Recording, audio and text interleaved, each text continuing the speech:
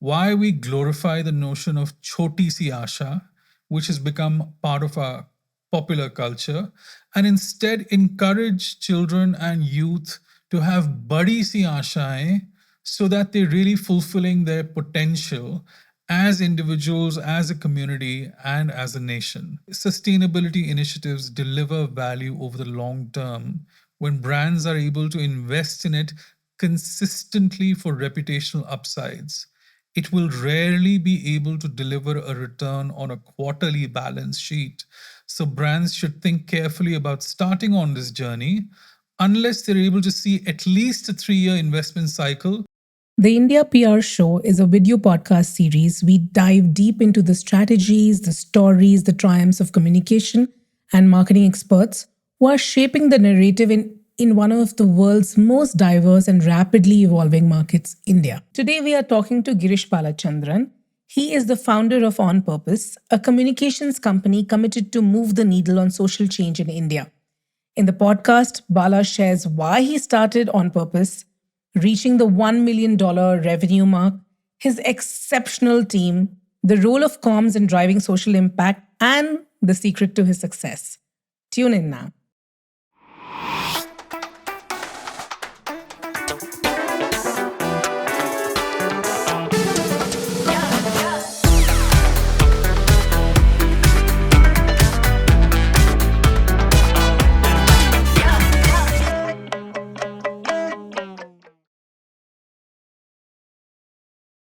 Hi, Bala. Thank you so much for joining us today on the India PR Show. It means a lot to me that you are here today. Thank you for having me. Before we dive into the conversation, can you share a bit of your backstory? How did your professional journey begin? So, I'm a Delhi boy who dropped out of St. Stephen's because I wanted to be a chef.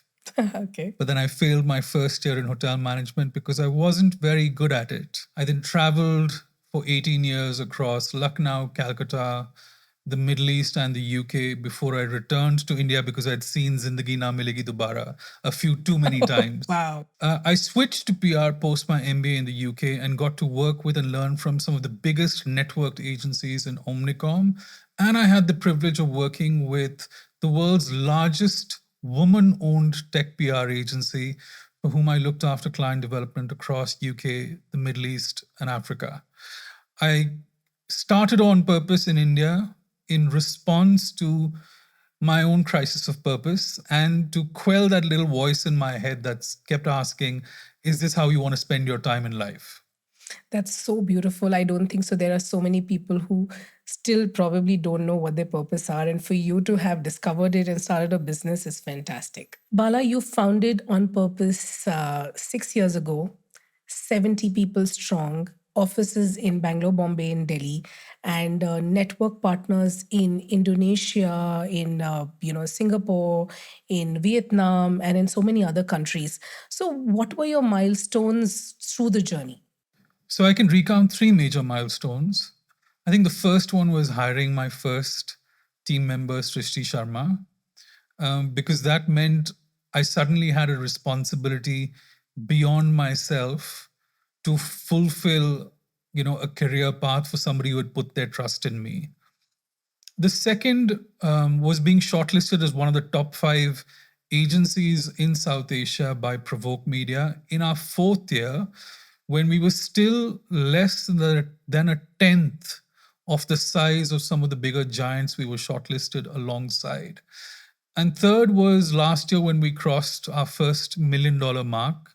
A lot of bigger agencies probably hit that mark sooner, but for us, it meant that there was proof that you could build a business focused on social change and still build it in a sustainable way. How do you differentiate On Purpose with any other agencies? And just the context also being that a lot of global companies have separate divisions on social impact, climate change, right? So, what is it that differentiates On Purpose with anybody else? So, On Purpose was started to use the power of communications to drive social change. And that's been our focus. So, we've chosen to specialize in working with individuals and organizations who've committed their lives to making a difference in climate action, public health, education, and gender. That's what differentiates us. creating a movement is at the core of what On Purpose does. Uh, can you share an example of a movement that On Purpose created, and how did that pan out for you? It's tougher than we thought and still very much aspirational. The closest we've come to is to work with an NGO that focuses on ending gender discrimination to get the Ministry of Information and Broadcasting and the Central Board of Film Certification to call out scenes of gender violence, much like it does for scenes of smoking or alcohol consumption. More recently, we've been discussing, a narrative to help make leaving a toilet clean and dry after use a normal thing. That's basic, yeah. But yeah, no, I totally understand what you're saying, yeah. But it's very early days and there's a lot of work to do. Bala, how do you guide brands in articulating their purpose and connecting with their audience more authentically, more deeply? How does that happen? It starts with deep listening. We've been most successful in engagements with clients when they've been supportive in the time and effort it requires to develop empathy for the audiences that we're trying to reach and engage. And that means really putting ourselves in their shoes and understanding what a day in their life looks like, how they consume content, and what influences them when they actually make a purchase decision. Second, it's really about having courage to break a stereotype, redefine a social norm, and try and bring people together around a shared sense of belief and purpose. Something as simple as questioning why we glorify the notion of choti si asha, which has become part of our popular culture, and instead encourage children and youth to have badi si ashaएं so that they're really fulfilling their potential as individuals, as a community, and as a nation. So it really comes down to challenging the status quo and then having the staying power to hold your ground against naysayers. What do you do when brands come to you with no real intent to bring about a change, but they want to work with you to build that imagery or the perception? So I'm sure there are many brands that you come across like that who've really not reached that place where they have a bigger goal, but they want an imagery around it. So what do you do in that scenario? As a bootstrapped entity, I think we always have to get the balance right between profit and purpose. And if the purpose is going to be low, then we want to make sure that the money is worth it so that it helps us fund the other purposeful work. And if the firm is known to be an active greenhusher or greenwasher, we actively avoid it. There are firms that are involved in mining and deep sort of ground exploration, who have approached us every sort of single year, and every year we find new and creative ways of saying no. Could you give an example of one of those? Or maybe no. No. Sorry.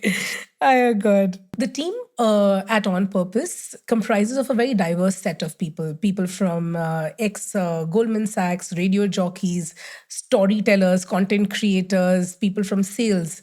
How have you selected such a diverse set of people for your team? Very patiently. It's evolved over the years. I think when we started, we welcomed people from outside of PR, from creative industries, or those who were passionate about social change and could learn to work with things like showing up on time and actively communicating about timelines.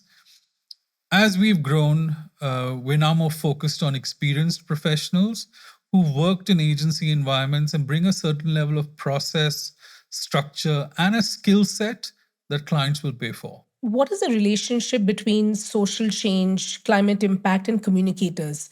What is the role or the responsibility that communicators have today? So I'm very passionate about this one because I firmly believe that communicators need to recognize the privilege that we have in the power of our craft to influence world narratives. Unfortunately, we've also played a significant role in strengthening climate change narratives by creating reasonable doubt on the science that has proven that climate change narratives have been around from the early 1970s. PR agencies have made millions of work in working with organizations lobbying to discredit the evidence provided by scientists. So today there's an active industry debate on whether or not PR agencies and communicators can effectively counsel brands on their position on climate change, and cancel instead of counsel is winning. That is, in the choice to work with or to avoid working with fossil fuel firms, PR agencies are actively choosing not to. In fact, On Purpose and Vero, our agency partners in Southeast Asia, are two of the first agencies in Asia to have signed the Clean Creatives Pledge, to have to which encourages agencies to refuse to work with fossil fuel firms. Talking about the delicate balance between being profitable versus being sustainable, because I think the profitability probably happens over a very very long time, right? So what is that balance that when you consult, when you are advising brands, what is it that you kind of try to tell them between this whole balance between profitability and sustainability? So, ESG is the new buzzword in our industry, which basically sets out a framework within which an organization can communicate, not just communicate, but also initiate first and then communicate, the work that they're doing in environment, social, and governance initiatives. Today, ESG has uh, given us a framework within which an organization can actively initiate and communicate its initiatives towards, environmental, societal, and governance issues. However, ESG today is also becoming a bad word in corporate America because shareholders are actively questioning the value of sustainability initiatives that take away from the bottom line. Sustainability initiatives deliver value over the long term when brands are able to invest in it consistently for reputational upsides. It will rarely be able to deliver a return on a quarterly balance sheet. So, brands should think carefully about starting on this journey unless they're able to see at least a 3-year investment cycle before it starts showing returns by attracting investors and funds who are keen on supporting ESG friendly stocks. So coming to what you said, there are companies who don't see ROI, and I'm sure in Indian context there would be a lot of companies that would be coming to you for pro bono work, saying, "I am doing this for the environment, climate, so you should also do this." So how do you deal with such asks? Very diplomatically, as a social change focused firm, we're often approached for pro bono work or work with lower budgets, sometimes even by corporates. Since our second year, we've committed to our own CSR through what we call the Purpose Project, where we select a worthy NGO for pro bono work based on the strength of their application or our team's resonance with the cause that they're supporting. Last year, we signed an MOU with Dasra's Rebuild India Fund, where we've committed to help support the communications capacity building for 500 NGOs over the next 5 years pro bono. We've reached and engaged with more than 75 over the last year and have another 400 plus to go. No pressure. Lovely. Bala, any communication today has to be backed with factual impact, right? Or we call it evidence impact. And in this time, there is also the greenwashing, the pink washing, there is a rainbow washing. So, what are these? And can you talk about, evidence impact based communication and these words which are around? So, in a rush to join the bandwagon of woke companies, brands are falling prey of virtue signaling through communications without really having done the groundwork to address issues internally. Whether it's the flooding of rainbow colored social media campaigns around Pride Month, giving women a chocolate and a rose on Women's Day, instead of actually designing work policies that recognize them as primary caregivers, the photo ops of tree plantations, while companies plunder and pillage and displace tribal people from their lands in the name of economic development, all of that is basically a game of smoke and mirrors. The challenge is further exacerbated by the steady erosion of independent media and the depletion of checks and balances that could keep the public informed of the context behind what's being communicated externally. So I think as individuals, all of us can help by maintaining a healthy skepticism, verify facts from more than one source, think twice before forwarding that piece of information that came on WhatsApp without checking it from another source. These could be small steps that could just help us avoid becoming players in this whole game of misinformation and disinformation. Bala, globally, leaders at the World Economic Forum are talking about honesty, openness, empathy, and most importantly, the legitimate engagement on major issues such as climate change, equity, and health. How is that happening for India? So, India is quickly becoming a platform to reflect global South narratives in world narratives around areas such as climate change. Our per capita consumption of energy is a fraction of what it is for developed countries. And year after year, the need for billions of dollars in technology and accelerating a just transition in developed nations is discussed at the COPs that happen annually. However, the financing and the money required has just not been delivered. And of course, we continue to be heavily dependent on coal to keep the lights on, keep our children in school, and provide a basic quality of life that countries in the West have enjoyed for long. So it's important to recognize these differences and respond to these calls for engagement on issues like climate change, equity, and health with a lens that recognizes these baseline inequities and addresses them over a one size fits all approach. What are those social impact driven metrics that small companies can use? So, just looking at the example of ourselves as a small business, we've learned that social change can and must start at home. Metrics can include things like employee satisfaction rates, pick up and adoption of employee focused policies like period leave, parental leave, mental health counseling, diversity and inclusion training, volunteering hours, community initiatives, and contributions to social causes.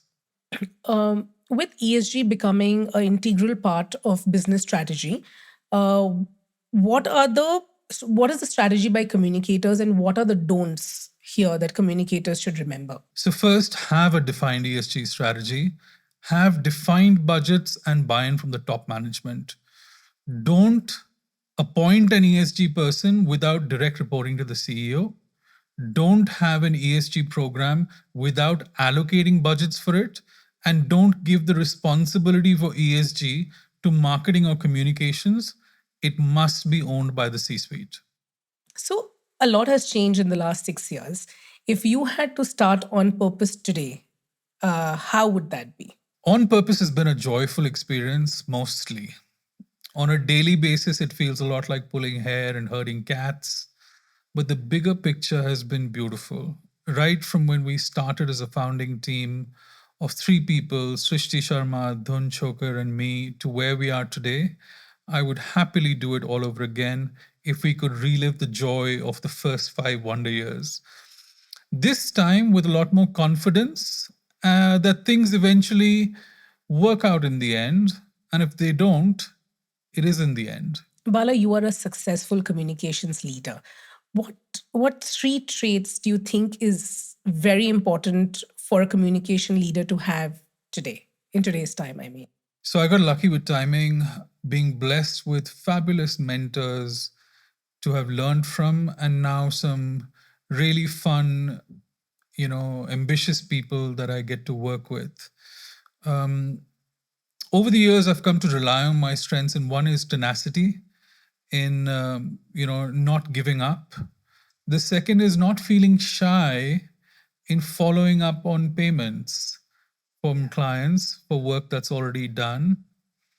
And the third is, I think it's the privilege that I've given myself to be able to choose what I do instead of being miserable working for someone else. A sort of gift that I've given myself as on purpose. If you could break down one of your most successful PR campaigns on a blueprint, what would that look like? And if you could share as many examples and stories with us. So I'm a big believer in the need for the PR industry to become much better at measurement. But at the same time, I believe the best and most successful PR campaigns are the ones that don't require to be measured because you can just feel it in the way in which people respond to it. You hear about it from places you least expect to, and it genuinely moves people to think and act differently. I'll give you an example. We've been working with Antara, which is a part of the Max Group. They're a senior care provider. We've been working with them for the last 3 years to build a brand in the category. So today, when we say the word Antara, and my 80-year-old landlady says, the one in Dehradun, I know we've done a good job. Bala, what books, podcasts, any resources that you go to sharpen your skills? And I would be so interested to know, what are those that you kind of continuously read? I'm probably going to disappoint you, Nidhi, but as a true Gen X, my wife and I receive 5 newspapers at home.